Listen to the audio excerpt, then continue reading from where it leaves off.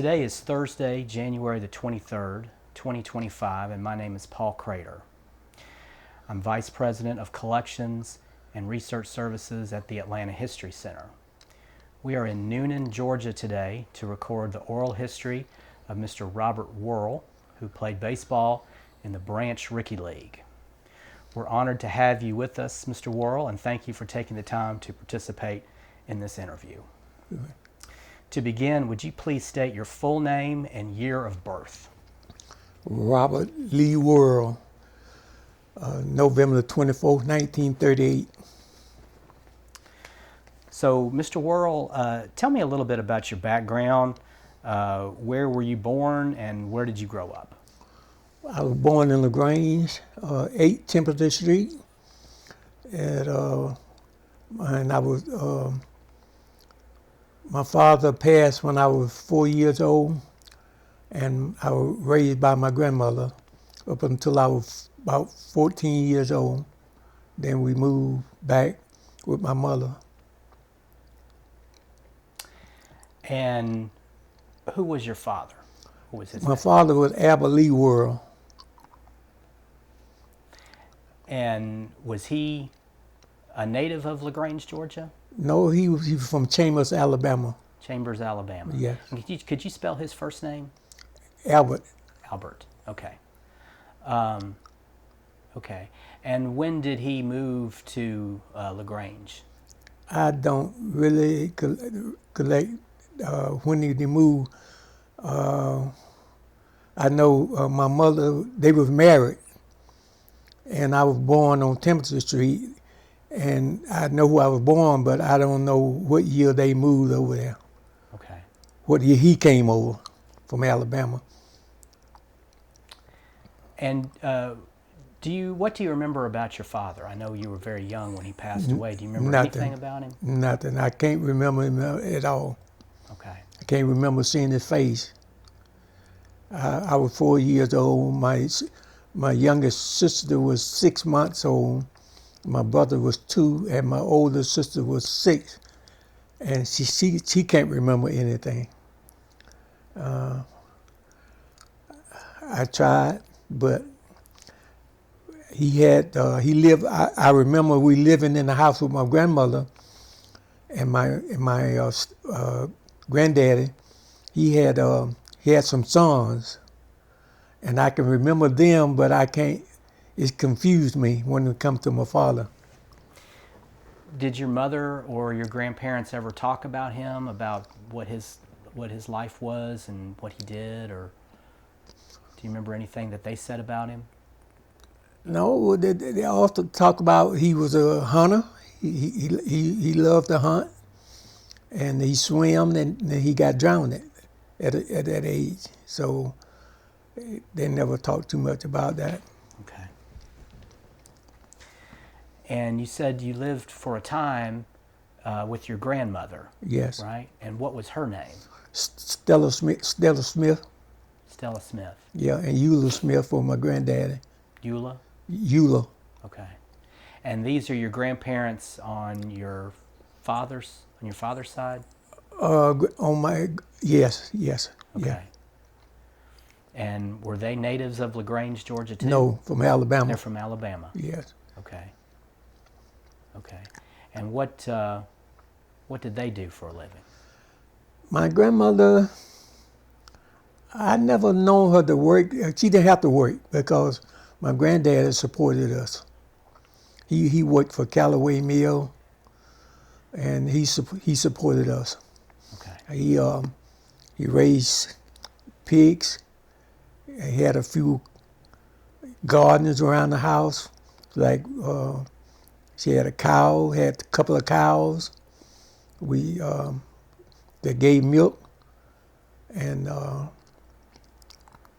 that's about the basics that I can tell you about them.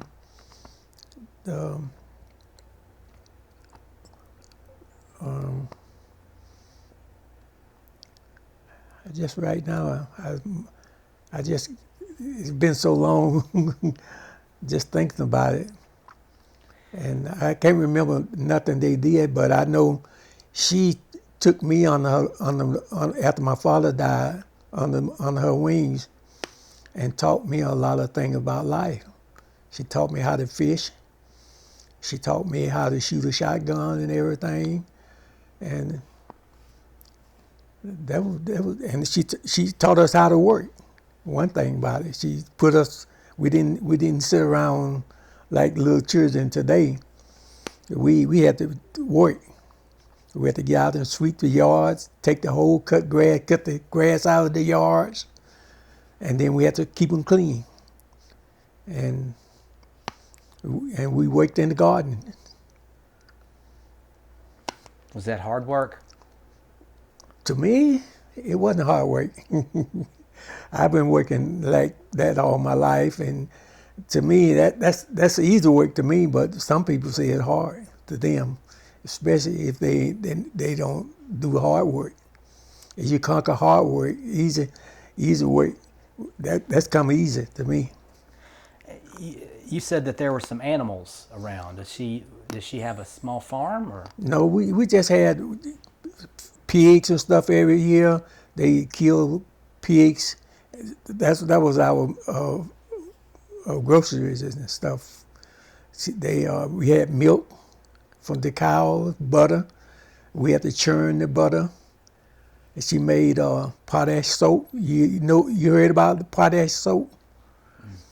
That you take over grease, the fat from bacon and this stuff, and put it aside, and later on they put it in a big old iron pot and put that potash in there, that red devil potash in there, and they will make their own soap. And we didn't have to buy no soap to wash clothes and stuff with. I'd never heard of that before. Yeah. So, did you have to milk the cows, or did you have to? Yes, we did. You did? I wasn't good at it, but I tried. My grandmother mostly did that. And probably your grandmother or your grandfather slaughtered the pigs, right? Yes. They didn't leave you to do that. We had to go out there and help clean them after they put them in hot water. We had to pull the hide out, pull the hair off them. Right. Yeah, we helped. We stayed busy. So,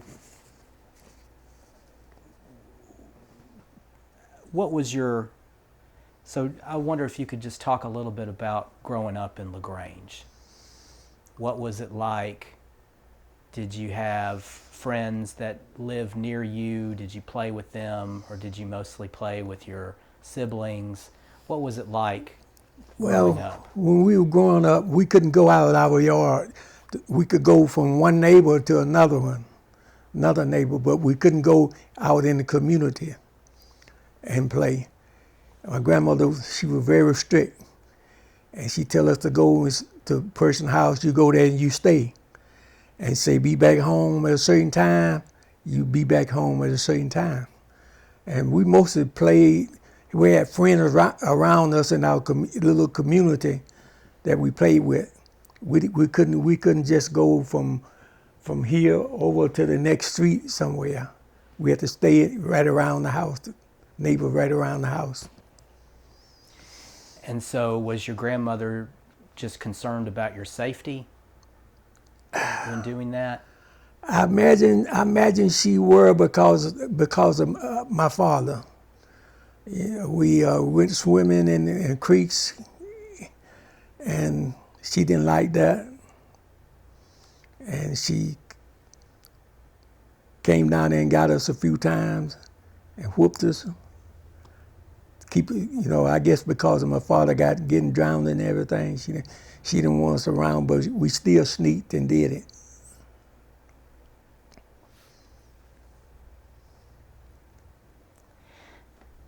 And when you were a child, when did you first remember you start being interested in sports? Well, my grandmother, when we were younger, my grandmother used to make rag balls. She was a seamstress, and she would make a rag ball, and we would get us a piece of lumber, and she would shape it like a bat. And we played right there in the yard. We would had tennis balls.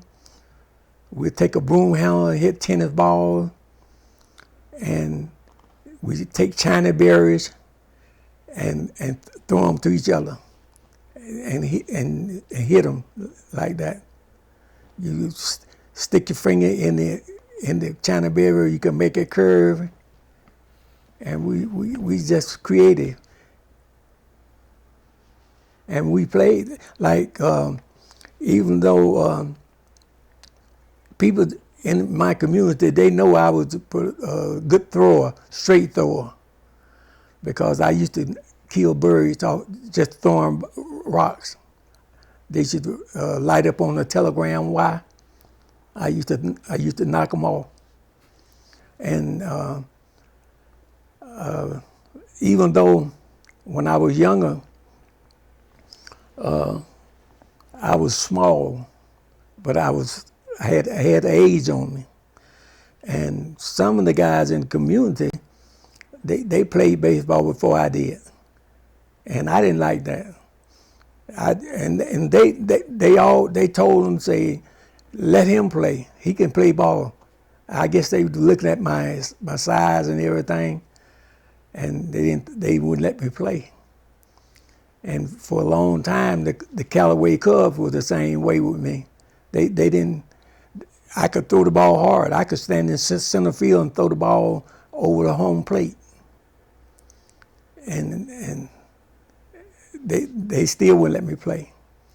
And when they decided to let me play, I told them no. I wasn't gonna play. I guess I would punish them, because a friend of mine, I was 6 months older than him, and he was playing, but he was bigger than me, bigger than I was. That was Frank McGee, and he was my neighbor around my. He grew up we were just right around the neighborhood there.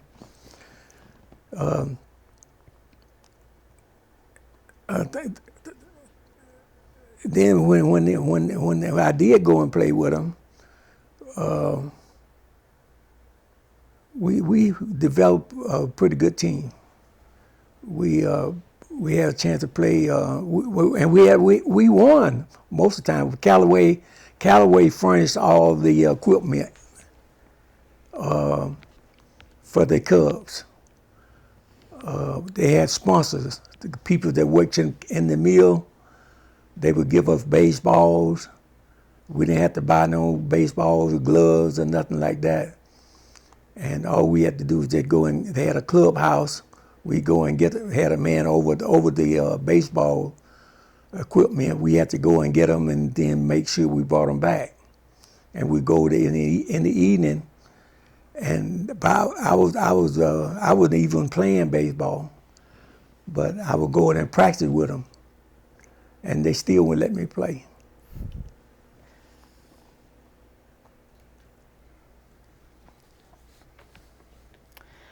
So I want to talk a little bit about after your dad died and you were growing up, and you lived it with your mother, right? My grandmother. Your grandmother, okay. Where did you go to school in LaGrange? At grade school, I went to Jones Street School, and when you finish Jones Street, you go to the 7th grade and get promoted to the 8th grade. You had to go to East Depot High School. That was over across the city. And then I finished elementary school and went to East Depot for almost a year. And I had to quit because I had my mother was working in homes, and she wasn't making but about $12 or $13 a week. And the tax fare was I think it was 25 cents a day for us to go to school and 25 cents back. And she got so far behind on the taxi bill, we had to start walking to school. And I had a sister, I had two sisters at East Depot, and me myself. And I quit and went to work at I worked construction for about a year, and then I went back to school, and that was in '67. Let's see, '57. Sorry, '57. And I had to make some money to help us because we didn't have no support from my stepdaddy. He lived in the house, but he didn't do nothing for us. And I helped support the family. I had to go and work to help so we could have clothes to wear to school and stuff. And then I went back to school. So you said earlier, before you quit school, you had to take the taxi cab to school. Yes. How long a walk was that? It's 3 miles from where I live to town. I imagine it was about 4 miles. We walked the railroad track up until you get by the hospital in LaGrange.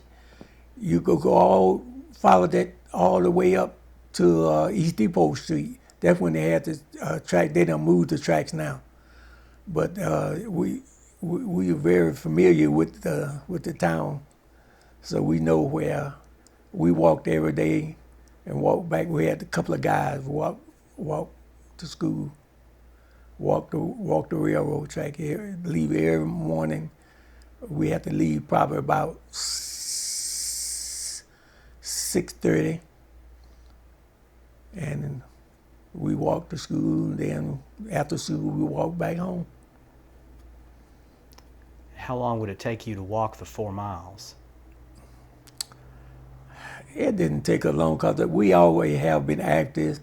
Because when we were younger, my grandmother, used to take us fishing all the time. Even at night, we went fishing. And she walked everywhere she goes, she walked. She was so independent. You offer a ride, she wouldn't take it. She said, no, we'll walk. And we leave early in the morning, we're going somewhere. And late in the evening, when the sun go down, we come back. And that's over 5 or 6 miles. We walked all the time. So that was nothing to us, like walking. So was that a dangerous walk? No. Were you walking through areas of LaGrange that might not welcome you? Well, I have been through some things, some dangerous spots, but when I was younger, after I grew up a little bit and moved from my grandmother's house, I always have worked. And we used to had big men come around with apple trucks, and we call it pelleting apples. You had to get on the back of that truck, stand on the back of that truck, fill up a bucket of apples, and just walk from door to door to selling apples. And we just and it was kind of dangerous because little kids, they would spit on you, and nothing you could do about it. Just try to get out of the way. And it didn't bother us really, like for the dangers, because we knew how it was. So we tried to stay out of the danger way. Would your grandparents talk to you about that, about walking into neighborhoods maybe where black people weren't accepted, and how to navigate those situations? She didn't even allow us to go nowhere until we got up in age. we couldn't go nowhere by ourselves. I was, before I started going out to cafes or anything, even to get a hot dog, I was at least 15 years old. We couldn't go out to places like that. And we go to the ballpark to practice baseball.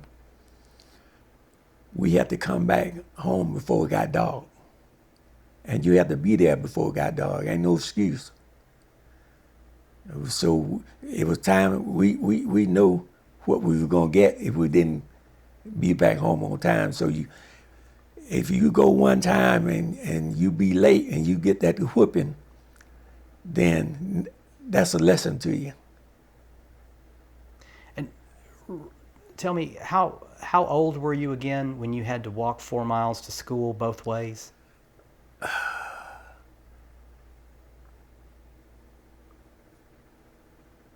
Probably about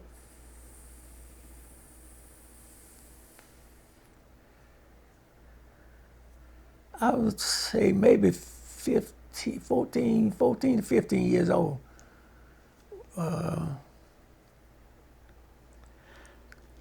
I can't remember exactly because when I left grade school, our teacher, we had a teacher, she was kind of mean in a way because we had kids that would jump, little gangs, little girls.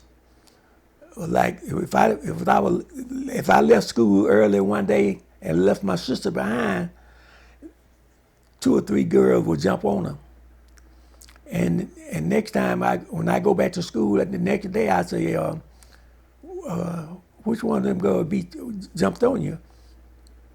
And she'll tell me, and I wait around till after school.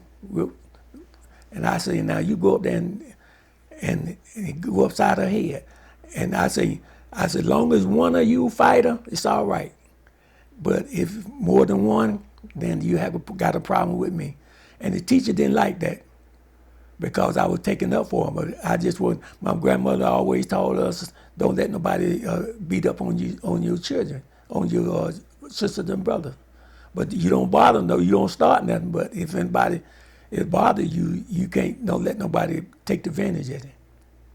And who were your siblings? What were their names? My older sister was Dorothy May Worle, and my brother was Charlie Albert Worle, and my youngest sister was Annie Lois Worle.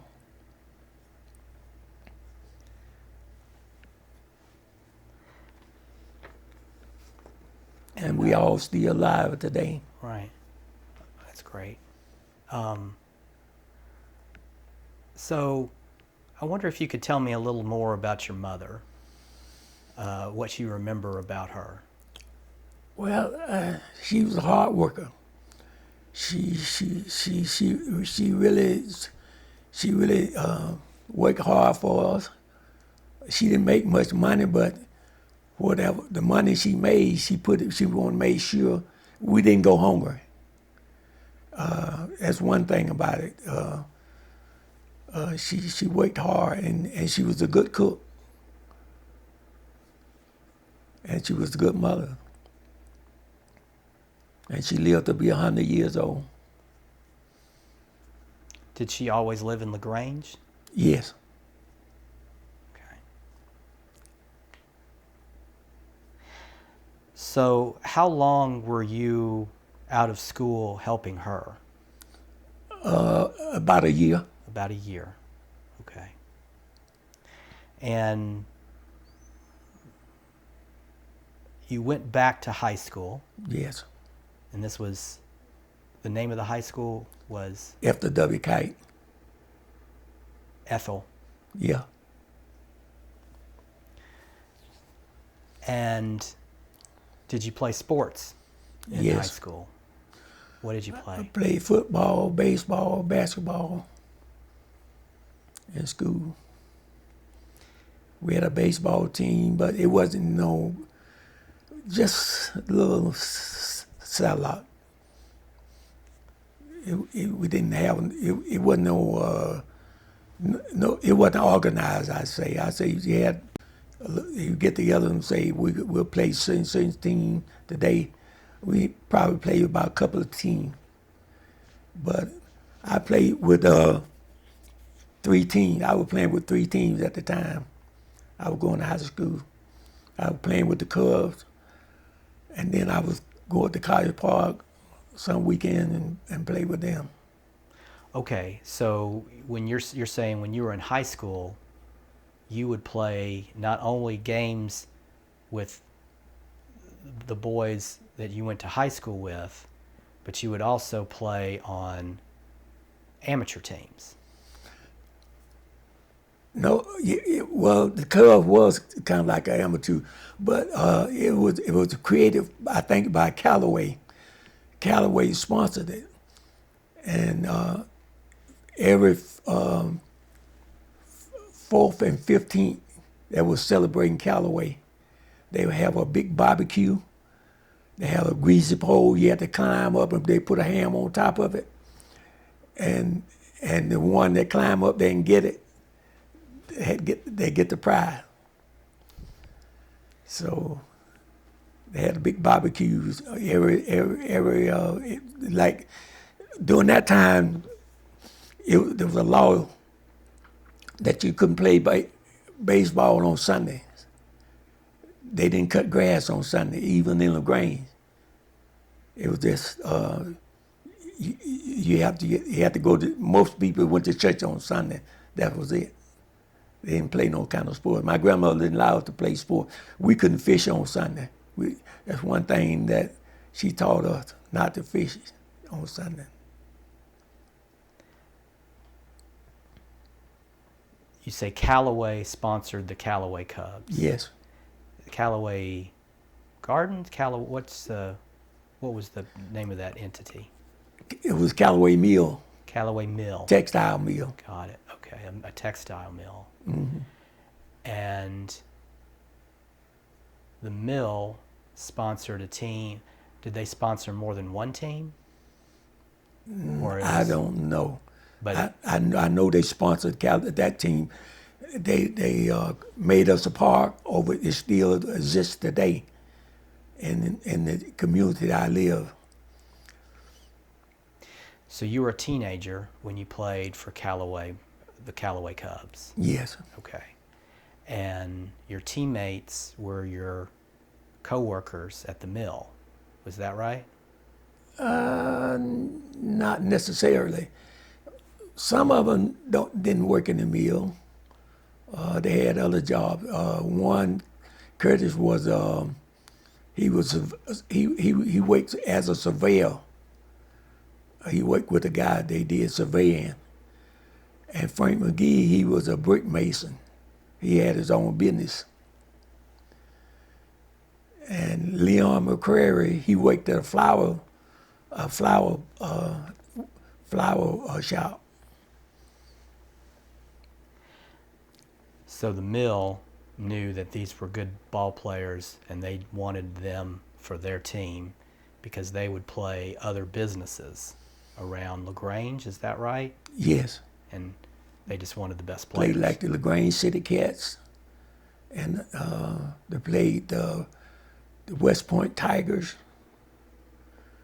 They had other little small teams around there in communities, like no, that didn't exist though. I can't think of the other little small. I don't know the name of it. It was a team. It was in Lee Crossing, but I don't know the name of that team during that time. But I know we played them. But you said they built a field for you that's still around today. Yes. And what's the name of that field? Do you remember? I don't remember. I don't remember they having a name for it. So when you played baseball, when you were a teenager, what position did you play? I was a pitcher, but I played outfield. I could play anywhere but catch. I could catch, but I tried it once, but a guy tipped the ball. I had my hand kind of like that, the mitt, and it tipped my finger. I got up there and I said, no, this ain't for me. So when we were playing, if we came up short of players, they know I could stop the ball. I could catch. I didn't have the style of a shortstopper, but when I get the ball, I threw like a pitcher. I could catch the ball. I could play outfield. Most of it, left field. I played left field. I played shortstop, second base, third base. I can play just about anywhere on the infield. And were you as tall back when you were a teenager as you are now? Or did you grow after? Yes, if you look at that picture, it'll show you that I always have been tall. I didn't weigh much, even though all through high school I weighed 150 pounds. That's how small I was, but when I played football, I could hit like a big man. Who taught you? Did someone teach you how to pitch? No.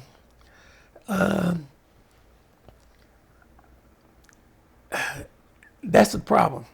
I imagine I probably could have been better if somebody, everything the curveball, I had to learn myself. Everything I did, I had to learn it myself by getting out there, throwing it, and see how it worked. We had what you call the four-seam fastball. He used to put his fist down like this. That was called a hard straight. And he put his three fingers down like this. That means a drop. That ball come over. I threw it over this way. It breaks down like this way to the ground, over like that.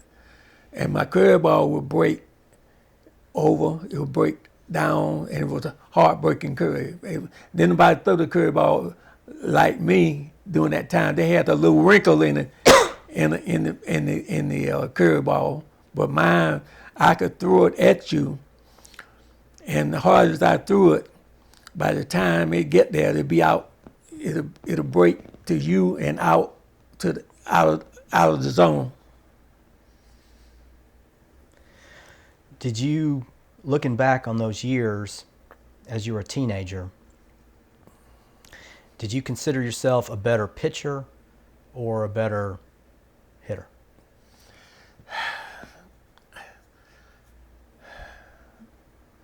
I never have thought about it, but I could hit. I practiced hitting after we get up there and practice every day. Guys get up and throw balls. I could hit maybe a couple of home runs a year for a pitcher.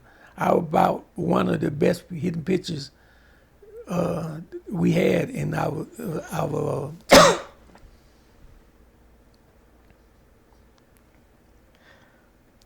So,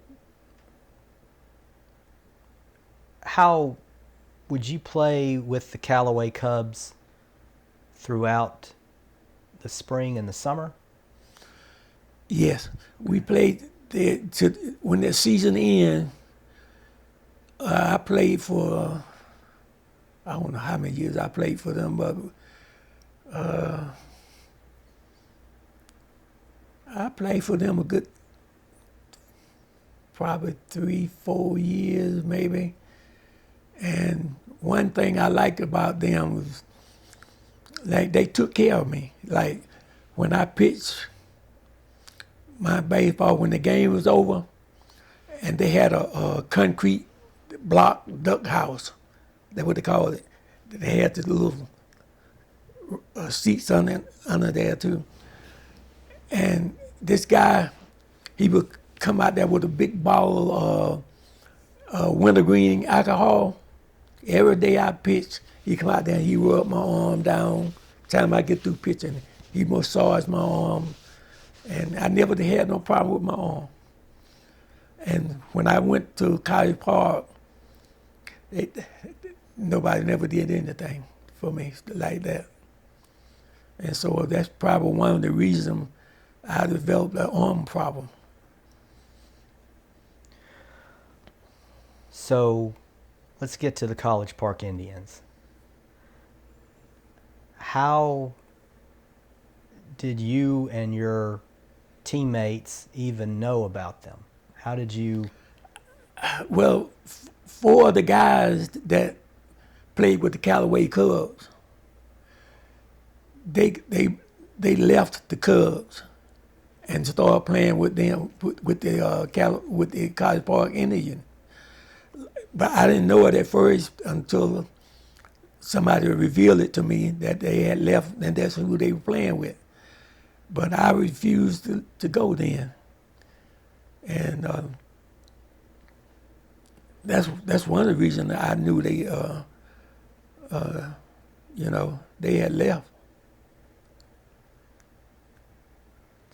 Why didn't you want to go? Well, I was married. I had 2 kids, and my wife wasn't working during the time. I was the only supporter.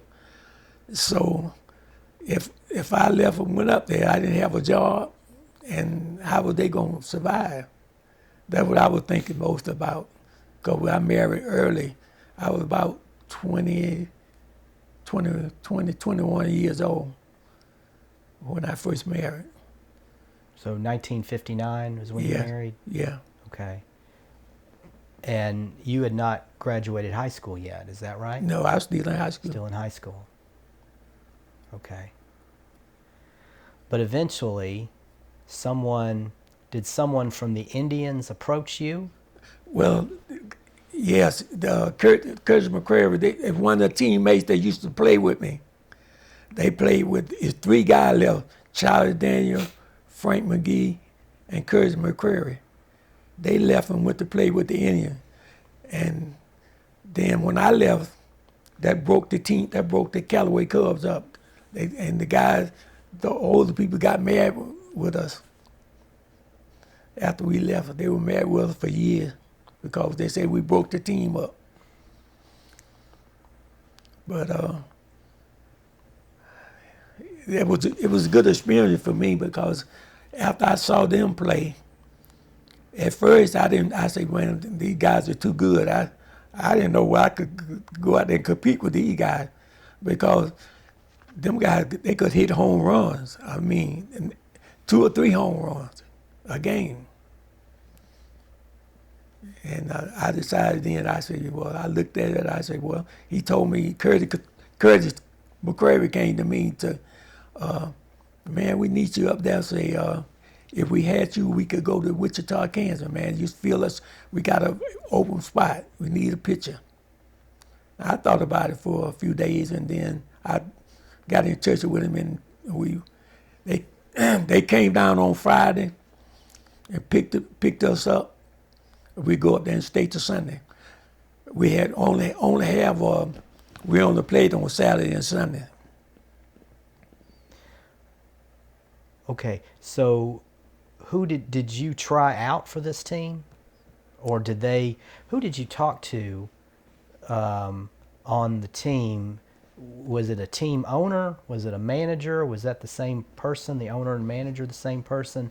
No, he was a player that came. He probably had already told him about me, and so then he said they probably told him to come and see could they get me. Okay, so they would come to get you. Who would come to get you? Curtis McCrary. Curtis McCrary. Yeah, and the I don't know what Freeman was. He was a guy. I never did figure out what he was to the team, but I knew he would always come around get the players together, and he came down and picked us up every weekend in his own vehicle and brought us back home. That's a long drive. It is.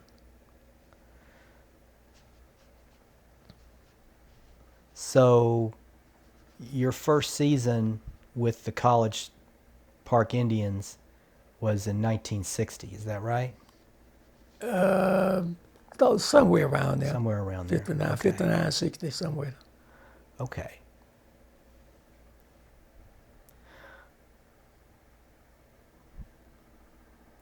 So how many players do you remember were on this team? I don't remember. I don't know. I never counted them. Yeah. The only thing I knew they were good baseball players. Well, what was it like going up there to play? You're coming from a pretty small town in LaGrange. Had you ever been to College Park or Atlanta before? No. Okay. What was your impression when you first went up there? Well, it didn't really bother me because I had played like with crowd, like in the Cub. We had a good little crowd. We had good crowds. People came to see us play because we were good winners. Like every fourth and 15th, we won. And so, I mean, there'd be crowds of people. They had bleachers behind the stadium, and it was a good crowd. And so the crowd didn't bother me, and so I just went in and played. It didn't bother me. So you would play games at different locations. Yes, You would play at, where did you play when you played a home game?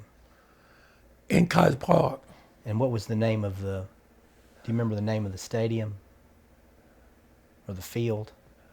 I don't. It's right behind the school. I don't know the name of it, but I used to thought it was South Fulton School, but it's not South Fulton. It wasn't Hull Stadium, was it? What? Hull? Hull? I don't really know. Okay. I could go to it right now, but they tell me they're gonna build something there now. They get ready to tear it. They might be already done did it, but they were Michael was telling me about it. They were trying to get somebody to stop it from building something. I don't know what it was. But it was a field. Did it have a fence, a outfield fence and dugouts, and No, it was more of an it just open had a field? backstop up there. Okay. That's all. It didn't have no fence at all. It was like school was sitting up on a hill, and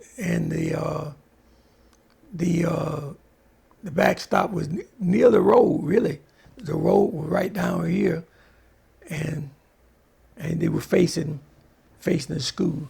I don't know what the name of that school. It was off the Princeton. It was off of Princeton and College Park. I don't know exactly. It's been a long time.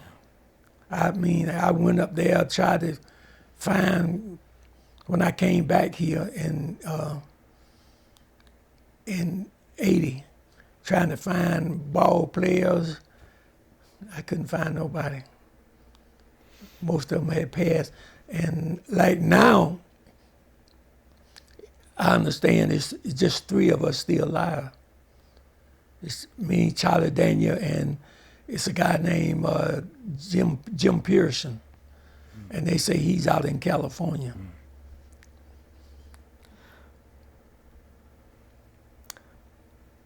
So were there stands for the fans to sit in, or were they standing on either side of the backstop? No, it was they had like the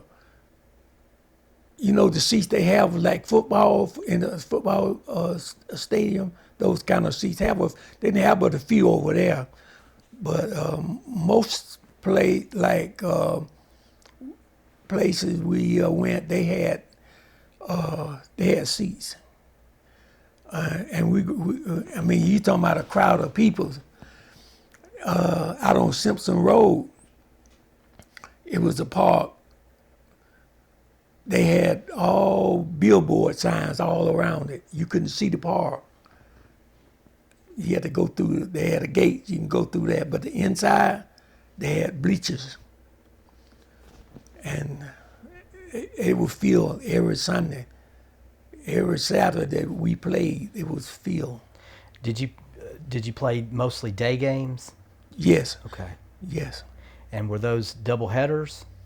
Sometimes, Okay. most of the time, like Saturdays is single games, but no, you play a single game on Saturday, one on Sunday. Okay.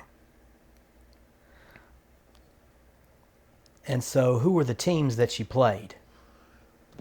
You played the Athens Stars,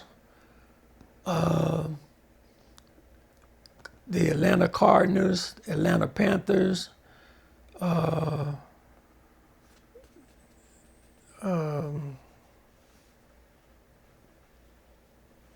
man,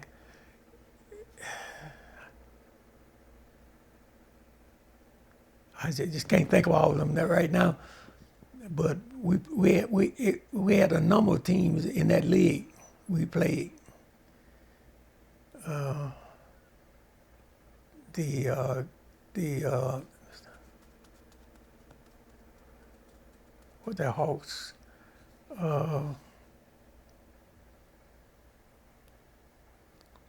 See, I can't. At times I can step in and can think about all those teams, but And what were the crowds like? man, the crowd was amazing. We would, me and Curtis, when we played, we had people who bet we'll win a doubleheader. I mean, that's confidence they had in us. And when I first went up there, I said, these people must be crazy. And then when I saw that we did win doubleheaders, and they won a lot of money because they were betting, they had betting people on the side, and they would come to us after the game, and Curtis would go around with a hat just for the pitchers and catchers, and put money in there for me and him after games. Would they give money to No. just the best players, or to? No, they just took up a collection that wasn't all the time. It's just sometimes. I imagine it was the guys that were betting a lot of money. They the one that was giving us money like that. So, were you mainly a pitcher for the College Park Indians? I mainly pitch unless they come up short, and somebody get hurt or something, and I had to fill in. I would fill in. Would you pitch every weekend? No, I didn't have that rubber arm like Cunningham did. Buddy Cunningham, he could pitch just about every week. I couldn't do it. His name was Buddy Cunningham. Yeah. Now he had a rubber arm. I say, I see how you do it. I could pitch it like every 2 weeks or something like that. I had to go and let my arm get back straight. So for a big game, how many people would be in the crowd? Man, I don't know. You think of parade. I mean, I never seen so many people at a game, excuse me, before. But we grew a big crowd. And it was a noisy crowd? Yes. We were winning. When we were winning, yes. Yes. They had confidence in us that we were going to win every time we go out there and play. Was there a lot of interaction between the crowd and the players? Would the crowd talk to the players? Would they yell stuff out at the players? Was it, do you remember anything? Yes, I was dating a girl at the time, and she was, you could tell when she was in the crowd. And my nickname was Pete. And when she was in the crowd, she said, "Throw that ball, Pete." And she was always, and people always tease me about it. Yeah, but this was a great crowd, man. Did you know that your games were being covered in the local newspaper, in the Atlanta Daily World? No, I didn't know. I didn't know nothing about nothing. Only thing I knew was when we went to Wichita, Kansas, that we took a picture. Mm-hmm. And when I came back from Boston, I came through College Park trying to find the owner that I knew had those pictures, and they had died. Mm. I couldn't find nobody. I gave up on it. And Michael called me one day, Charlie Daniel. Michael called me one day, and we were talking. He was the bat boy during that time. And he called me one day, man. I said, I tried everything to find those guys in College Park to get a picture. And he said his daddy played with the East Point Bears. That's another team that played East Point Bears. And his dad, at the time, they played with the East Point Bears. But later, after I quit, he came to play with College Park. And when Michael told me that he had all these had some information, he brought it down here to me. And I copied that few little things off the newspaper that he had. I didn't even know nothing like this existed. So you mentioned a couple of players that you knew from LaGrange, and you mentioned the pitcher Cunningham. No, he's not from LaGrange. He's from College Park. Right. Curtis McCreary, Charlie Daniel, and Frank McGee. And Leon McCreary. So who were those the players that stood out to you as the best players on the team or on the league, in the league? They was good. But now they had players in College Park was good too.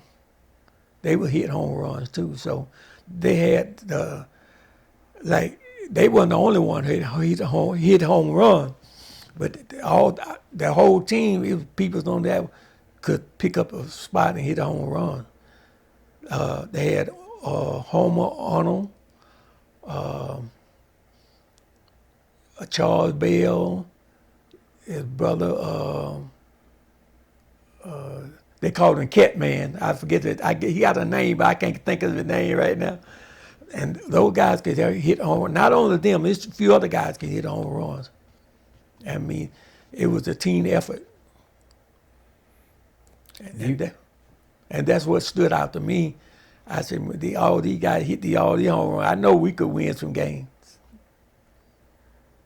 Do you remember the nicknames of other players? Nah. I don't. When I went, after I left for so many years and came back, and I looked at that College Park picture. It may be only one or two guys on there I might be able to recognize now, because people change. They look different, and that was a long time. I left. I was gone for 17 years, and they look different. Was there an owner of the team? I don't know. I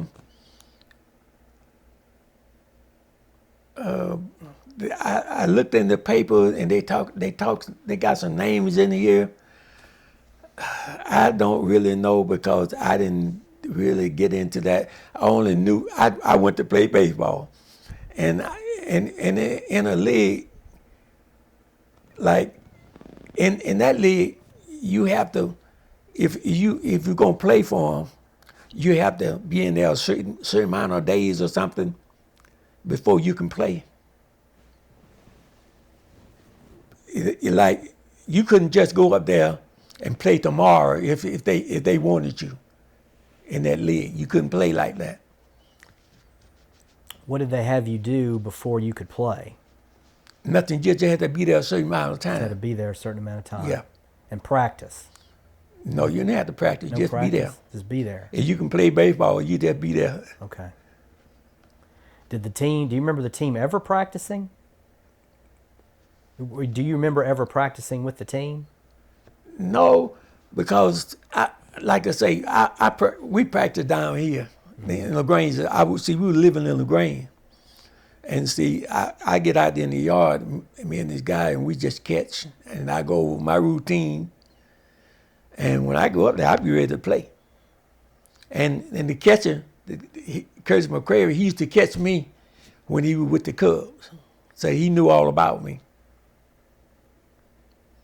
And Charlie Daniel, he played third base for the Cubs. He knew all about me. And Frank McGee, he played right field for the Cubs. And we knew each other. We from the same neighborhood. Now, what do you remember about these players, about Frank McGee? What do you remember about him as a ball player?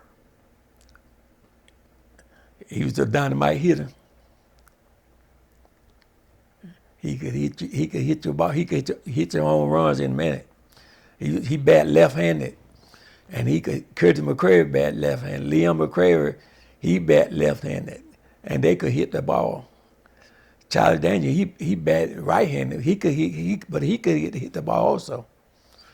But I never had no problem with him hit me really. They could hit my ball, but they couldn't hit no home run off me. Only if somebody hit a home run off me was Curtis. And he knew all about me. And he was the catcher.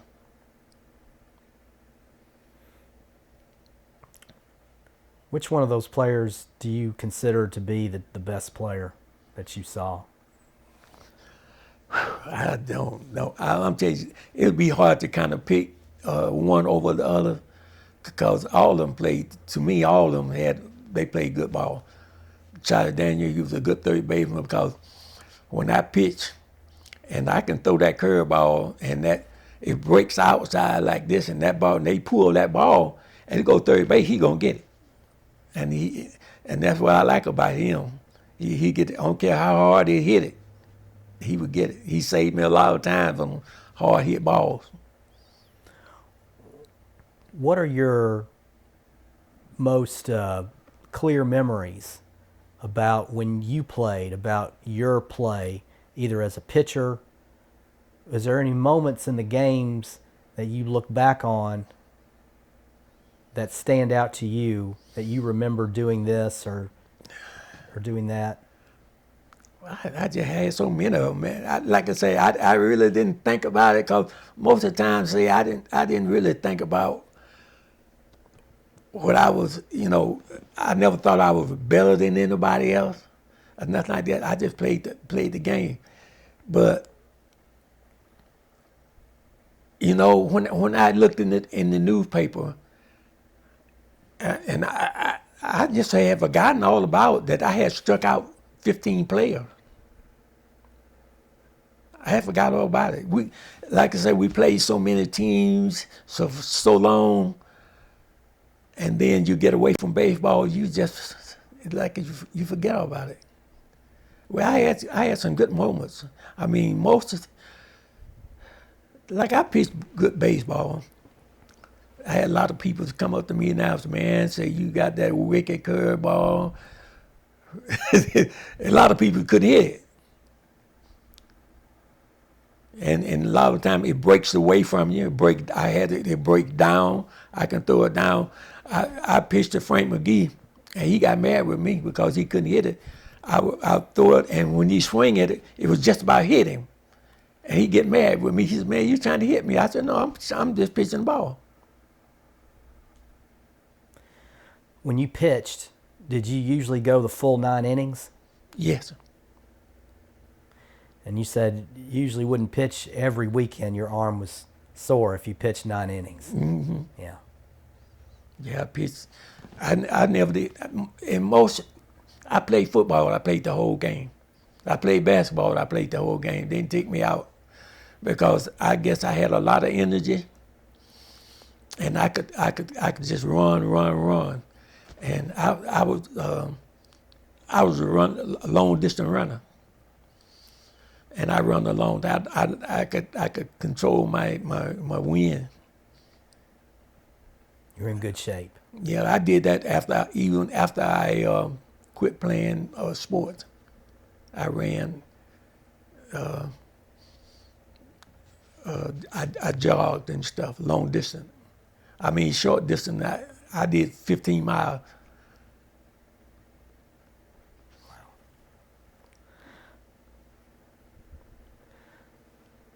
Someone would come to pick you up in LaGrange every Friday, and you'd play a couple of games in Atlanta or College Park, and you'd go back, and this would happen.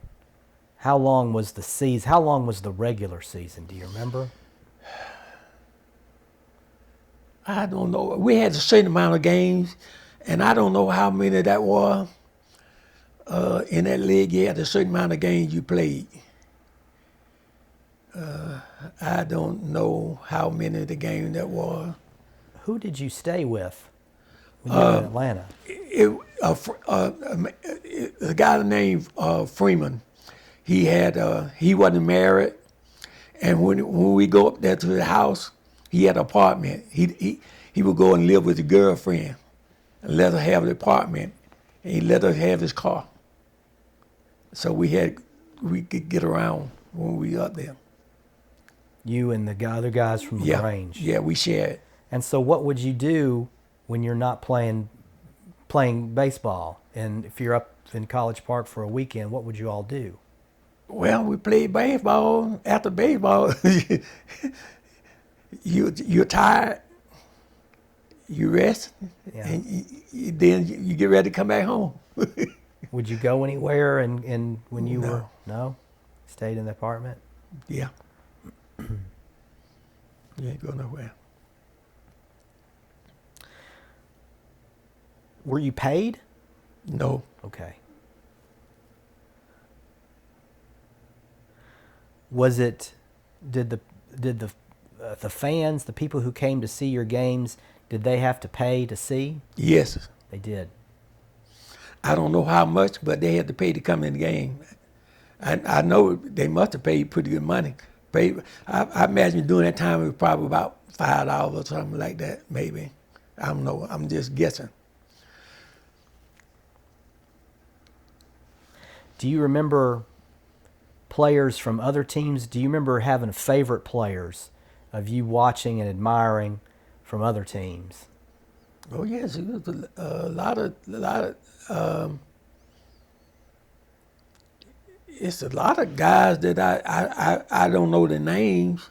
Like in the league, I don't know the names. Like the guy that was up there with us at the History Center, he played with East Point Bears. I knew his face, but I don't know. I didn't know his name. I know he pitched during that time, and in my mind I can see people, but I didn't know the name because most of the time I didn't socialize because when I finished playing baseball, I'd go back home and go to work.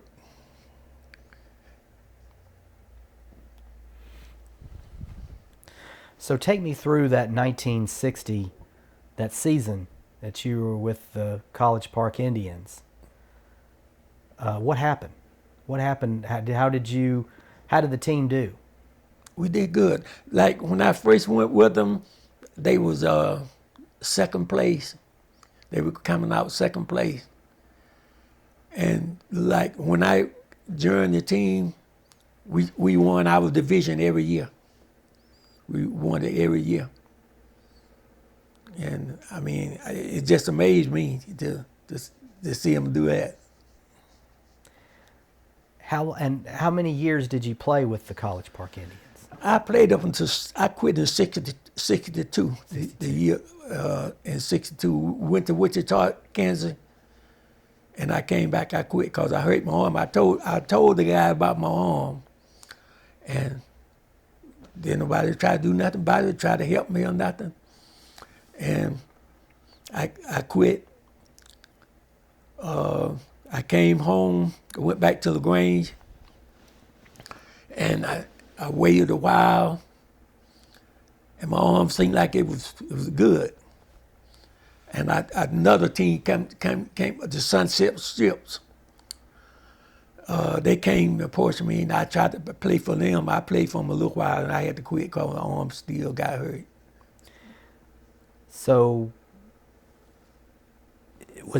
what year was it that you went to, when you say you go to Wichita, what does that mean?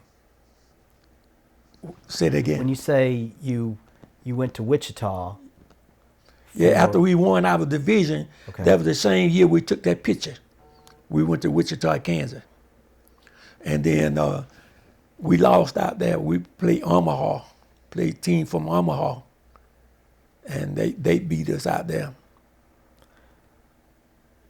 Okay, and so that was like a World Series? That was, after you win your division, I guess you go and play that, something like a World Series, I guess. You could call it that.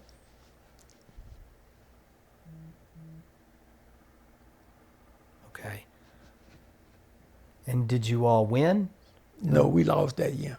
Okay. They won the first, let me see, no, they lost the first year. They went out there, and then went back again, they lost. Were you with them when they won? No, Okay. Did you pitch? no. When I went out there, I told the guys my arm was hurting. It felt good when I was here. And I went out there, I started pitching, and I was warming up. And then my arm started hurting. It's right in the elbow. It started hurting. And I told him, man, I said, my arm hurt. I said, I can't go. Because I told him my arm hurt way before then. They could have did something. And nothing ever happened. And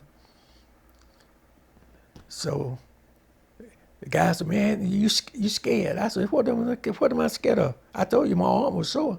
I don't know. It felt good before I come out here. That's all I can say. Was that disappointing to you that you Yes, didn't it was. I mean, it disappointed me. I mean, I love to play baseball, and I love a challenge.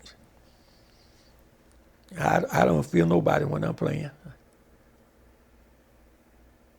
Well, what was it like to be up in Wichita for the World Series? Oh, it was beautiful. Just the scenery was good. It was good. It was hot. You couldn't go nowhere. It was so hot you had to stay in your little small hotel all day long.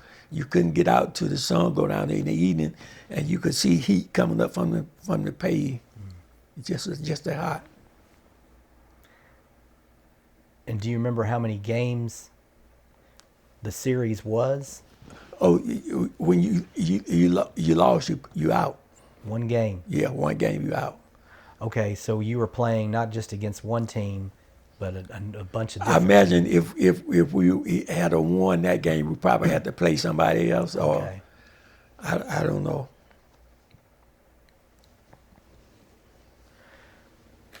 So did that injury end your career? Yes, I could say so because it still hurt today. I can get out there and throw now, but after I throw so many times, it hurt. It still hurt in my arm right there.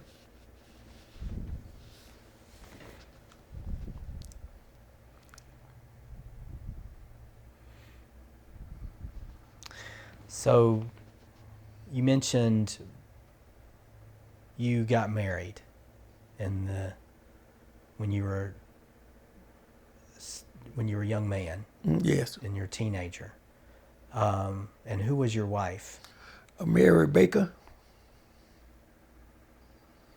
And after you were injured, you said that you had moved away. We didn't move away right away. 62, yeah.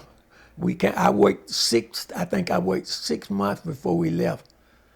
Went to Boston. And why did you go to Boston? Well, my sister she was living up there during the time, my oldest sister. And the Boston, you heard about the Boston Strangler. Yeah. And she was a nurse. She worked at Beth Israel Hospital. She was a nurse. And she come home late at night. She was living with another girl. And they were scared to come home. And they'd come home at night, they'd be scared. So me and my wife, we had separated for a while. And her aunt I told her I was leaving and I was going to Boston. Then her aunt came to us and sit us down and got us together and said, why don't y'all go up there and get another start? And we left and went to Boston and stayed.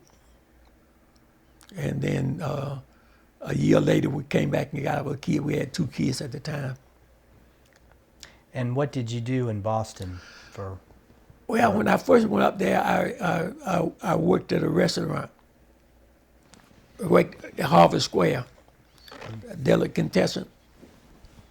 And all the college kids would come in that cafe. It's a delicatessen, really, a little small place. It's probably about as big as this room here, all together. And I worked there.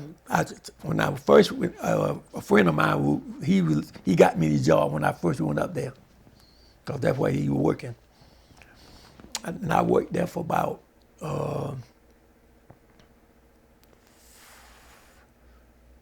3 or 4 years. Then I left and went to a Sweetheart Cup. I had to cut the bottom stop for their cups. And then I worked there, and then I left and went to Casanova Bakery.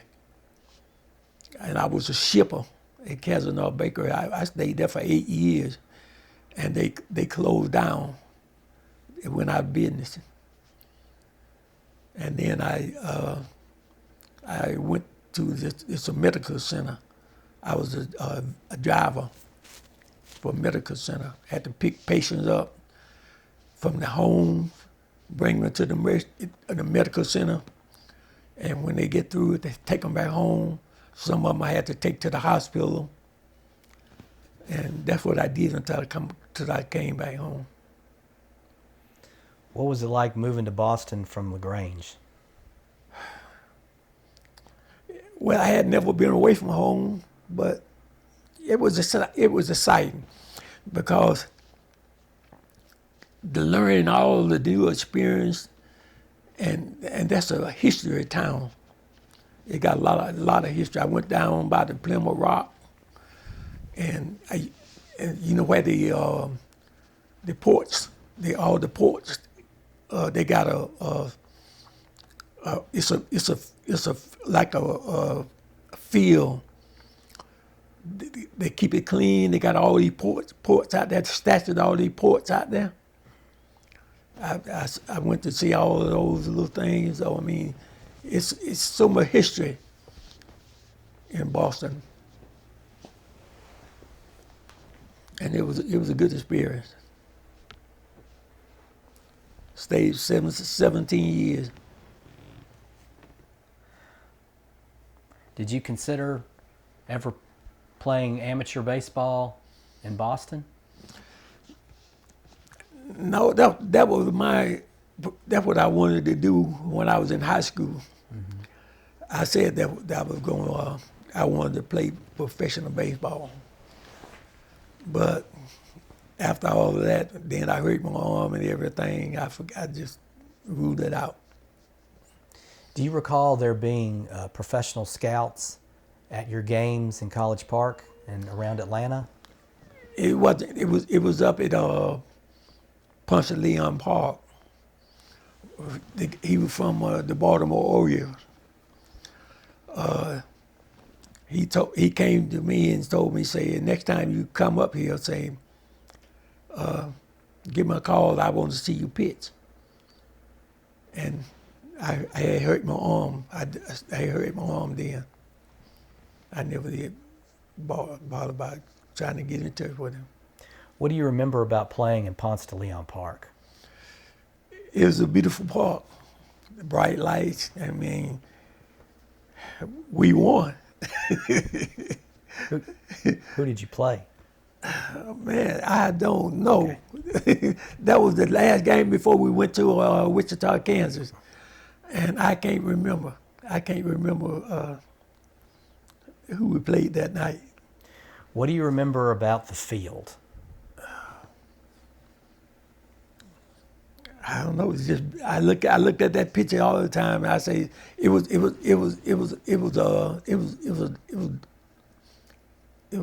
dark, late. It was the evening or something because the light was on. I don't know what it was. That's confusing now, but after so many years, I can't remember whether it was a night or day. But now look at that picture. I see them lights on.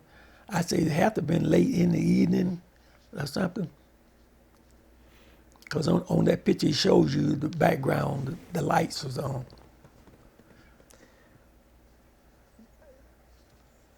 Do you remember there being a tree in center field?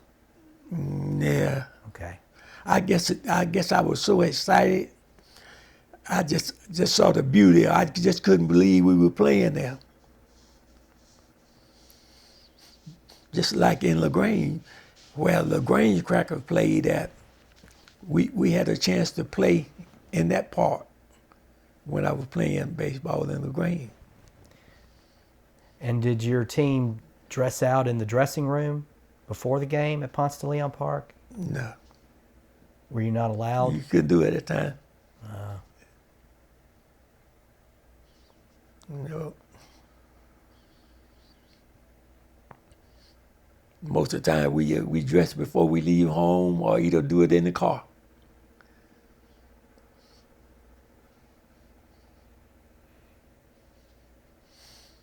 Yeah.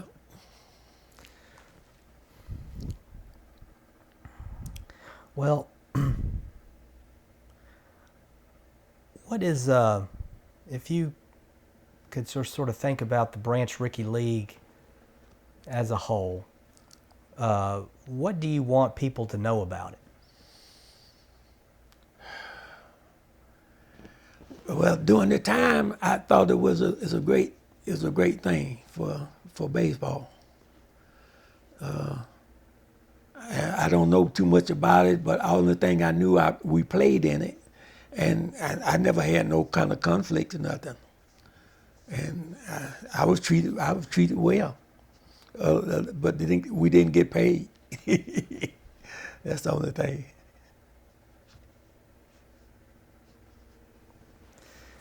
Is there anything else that you wanted to talk about, or wanted to bring up that we didn't cover? I can't think of anything right now. I think we just about covered everything I can think of. When you get this age, you can't think of too much. Well, Mr. Worle, I want to thank you for your time today. I really appreciate speaking with you. It's an honor to be here. Well, it's been a pleasure. Thank you so much. You're welcome.